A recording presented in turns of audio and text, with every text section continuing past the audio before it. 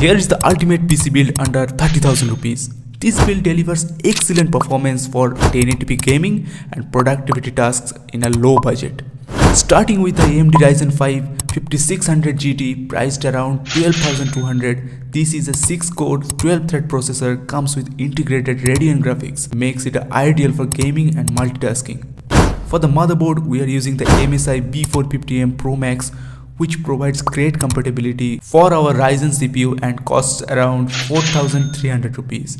Next, for the memory, we have chosen two Anti-Sports 690 Neo 8GB DDR4 RAM sticks, each priced around 1,300 rupees, giving us a total of 16GB of high-speed performance. For the storage, the crucial P3 Plus 500GB PCI Gen 4 NVMe SSD is a great choice, offering up to 4,700 MB per second for just rupees 3,000.